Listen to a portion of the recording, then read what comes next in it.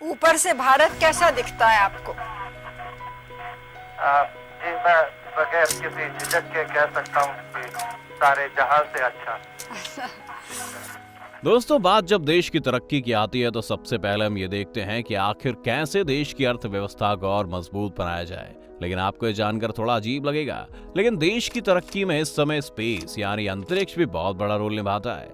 यही कारण है कि हर साल हजारों करोड़ स्पेस प्रोग्राम पर खर्च करके उसे और बेहतर बनाने में किया जा रहा है। लेकिन जब भारत में स्पेस प्रोग्राम की बात आती है तो ये सवाल भी जरूर आता है कि भारत की तरफ से सबसे पहले अंतरिक्ष कौन गया था और कैसे भारत के लिए स्पेस के रास्ते आसान हुए थे। तो दोस्तों, इसका जवाब है राकेश शर्मा, जो भारत की तरफ से अंतरिक्ष जाने वाले पहले भारतीय व्यक्ति थे, जिनके बारे में कहा जाता है कि जब वो स्पेस से भारत लौटे तो उनकी भारत में लोकप्रियता अमिताभ बच्चन से भी ज्यादा हो गई थी। तो आज के इस देजा वू के वीडियो में हम आपको यही बताएंगे कि कैसे आज ही के दिन यानी 3 अप्रैल को राकेश शर्मा ने बतौर भारतीय अंतरिक्ष में कदम रखा था। अंतरिक्ष में कदम रखने वाले पहले भारतीय कौन थे? अपने बचपन के दिनों में हम इस सवाल से जरूर गुजरे थे। जवाब बताते वक्त धड़कन तेज हो जाती थी, आंखों में चमक, क्योंकि बतौर भारतीय गर्व करने का सुनहरा मौका होता था दोस्तों। और हमारा जवाब होता था स्क्वाड्रन लीडर राकेश शर्मा। 80 के दशक की शुरुआत में भारतीयों के बीच 2 नामों की खूब चर्चा होती थी। वो थे राकेश शर्मा और रवीश मल्होत्रा। दोनों एयरफोर्स के जांबाज और अनुभवी पायलट थे। दोनों को इस अभियान के लिए छांट कर आखिरी 2 में रखा गया था, जिनमें कोई एक अंतरिक्ष में जाने वाला था। इस पूरे ऑपरेशन को लेकर पूरा भारत रोमांचित था। 80 के दशक में ये हर भारतीय के लिए फख्र की बात थी कि अपने देश से कोई अंतरिक्ष में जाने वाला है। अब उस बात को 36 साल से ज्यादा बीत चुके हैं। एक जमाना बीत चुका है। आखिरी 2 में राकेश शर्मा को अंतरिक्ष में जाने के लिए छांटा गया। फिर वो करीब 2 साल के लिए कड़ी ट्रेनिंग पर मास्को चले गए, जिसके दौरान वो मास्को के यूरी गागरिन अंतरिक्ष केंद्र में अंतरिक्ष में रहने की कड़ी ट्रेनिंग ले रहे थे। तभी उनके साथ एक दुखद हादसा भी हो गया था। भारत में उनकी 6 साल की बेटी मानसी का निधन हो गया। ये बहुत ही दुख की घड़ी थी। परिवार आघात में था, लेकिन राकेश पीछे नहीं लौट सकते थे। अंतरिक्ष में जाने के लिए सब कुछ तय हो चुका था। पूरे देश की नजरें उन पर थीं। अपने दुख को भूलकर उन्होंने वो किया जिसका देश इंतजार कर रहा था। 3 अप्रैल 1984 को देश की धड़कनें तब रुक गईं जब वो सोयूज T-11 अंतरिक्ष यान से 3 अन्य सोवियत यात्रियों के साथ स्पेस के लिए रवाना हो गए। वो अंतरिक्ष पहुंचे। 7 दिन 21 घंटे और 40 मिनट अंतरिक्ष में सैल्यूट 7 स्पेस स्टेशन में बिताया। फिर वापस धरती पर लौटे। अंतरिक्ष में वो रोज 10 मिनट योगा करते, फिर अपने रिसर्च संबंधी कामों में जुट जाते। जब वो वापस लौटे तो मास्को में एक प्रेस कॉन्फ्रेंस आयोजित की गई। भारत में तो वो हर किसी की नजर में हीरो बन चुके थे। तत्कालीन प्रधानमंत्री इंदिरा गांधी ने उनसे सवाल पूछा, आपको अंतरिक्ष से भारत कैसा लगा? जी मैं बगैर किसी झिझक के कह सकता हूँ कि सारे जहां से अच्छा। उनके इस जवाब से न केवल इंदिरा गांधी जी गदगद हुई, बल्कि पूरा देश झूम उठा। जब वो वापस स्वदेश लौटे तो उनका जमकर स्वागत हुआ। अंतरिक्ष में जाकर राकेश शर्मा ने 33 प्रयोग किए और जिसके बाद वो धरती पर वापस आए। वापस आने के बाद राकेश शर्मा और उनके 2 साथियों को भारत सरकार ने अशोक चक्र से सम्मानित किया। इसके साथ ही उस समय की सोवियत सरकार ने उन्हें हीरो ऑफ सोवियत यूनियन के सम्मान से भी नवाजा। हालांकि उनकी इस अंतरिक्ष यात्रा का कितना फायदा भारत के अंतरिक्ष कार्यक्रम को मिला, ये कभी जाहिर नहीं हो पाया। अंतरिक्ष में जाने से पहले वो भारतीय वायुसेना में स्क्वाड्रन लीडर थे। वापस लौटने के बाद वापस एयरफोर्स में वो अपने काम में जुट गए। उसके बाद उन्हें एक प्रमोशन मिला। राकेश जब 1987 में रिटायर हुए तो वो विंग कमांडर बन चुके थे।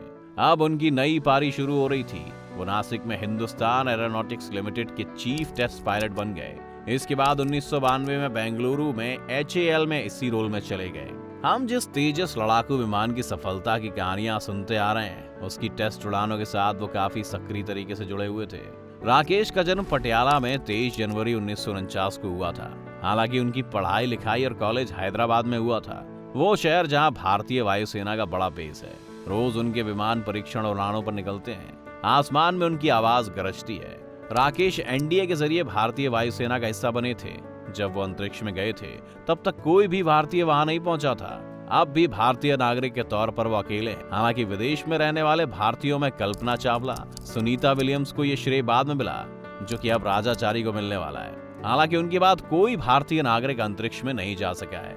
वायुसेना के एक पायलट के तौर पर नौकरी करते हुए राकेश शर्मा ने सपने में भी नहीं सोचा था कि उनका सफर एयरफोर्स से अंतरिक्ष तक पहुंच जाएगा। फिर वो भारत में घर घर में जाने पहचाने जाने लगे। दरअसल अंतरिक्ष में जाने वाले भारतीयों को चुनने के लिए वायुसेना ने बड़ी संख्या में भारतीय पायलटों का कड़ा टेस्ट लिया था, जिसमें आखिरकार वही चुने गए, जिसमें एक टेस्ट ये भी था कि उन्हें एक कमरे में 72 घंटे के लिए अकेला छोड़ दिया गया। राकेश शर्मा की ऐतिहासिक अंतरिक्ष यात्रा के बाद उन्हें कई पुरस्कार मिले। भारत में उन्हें अशोक चक्र से सम्मानित किया गया, तो वहीं सोवियत यूनियन ने उसे हीरो ऑफ सोवियत यूनियन पुरस्कार से सम्मानित किया था। ये पुरस्कार सोवियत यूनियन के भंग होने से पहले तक वहां की सरकार देती थी। इस पुरस्कार के बाद राकेश शर्मा के साथ हीरो शब्द चिपक गया। 80 के दशक की शुरुआत में सोवियत यूनियन अपना स्पेस क्राफ्ट अंतरिक्ष में भेजने की तैयारी कर रहा था।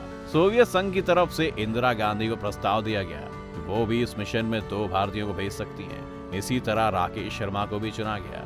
उनके साथ रवीश मल्होत्रा का भी चयन हुआ था, लेकिन वो बैकअप में थे, वो अंतरिक्ष यात्रा पर नहीं गए थे। राकेश का लंबा समय बेंगलुरु में गुजरा। खबरों के अनुसार अब वो तमिलनाडु के खूबसूरत हिल टाउन कुन्नूर में रहते हैं। हालांकि वो बेंगलुरु की कंपनी कैडिला लैब्स में नॉन एग्जीक्यूटिव चेयरमैन भी हैं। इसके अलावा भी राकेश शर्मा और उनकी स्पेस यात्रा से जुड़ी कुछ और बातें हैं जो उस जमाने में खूब वायरल हो रही थी। प्रधानमंत्री मोदी जी हमेशा ये बात प्रचारित करते हैं कि उन्होंने योगा दिवस के माध्यम से योग को पूरी दुनिया में पहुंचा दिया। 30 बरस पहले एक हिंदुस्तानी ने योग को दुनिया की नजर में और चर्चा में ला दिया था। राकेश शर्मा ने अपनी यात्रा के दौरान अंतरिक्ष में योग के 3 सेशन किए थे। जीरो ग्रेविटी में पहला 25 मिनट, दूसरा 35 मिनट और तीसरा 1 घंटा। इसके अलावा ये बात खूब फैली कि राकेश शर्मा चांद पर भी कदम रखने वाले पहले भारतीय हैं, लेकिन सच्चाई ये है कि राकेश शर्मा कभी चांद पर नहीं गए। अब तक कोई भी भारतीय नागरिक चांद की सतह पर नहीं पहुंच पाया। दोस्तों, ये थी राकेश शर्मा और उनसे जुड़ी वो बातें जो बतौर भारतीय आपको जाननी चाहिए। आपको ये वीडियो कैसी लगी आप हमें कमेंट करके जरूर बता सकते हैं। अगर आज की वीडियो आपको पसंद आई हो तो इसे लाइक करने के साथ साथ अपने दोस्तों और रिश्तेदारों के साथ शेयर जरूर करते हैं। अगर आप ये वीडियो YouTube पर देख रहे हैं तो चैनल को सब्सक्राइब करके बेल आइकन दबा दें। फिलहाल के लिए इतना ही। अभी के लिए दीजिए हमें इजाजत। आपसे मुलाकात होगी अगली वीडियो में। शुक्रिया।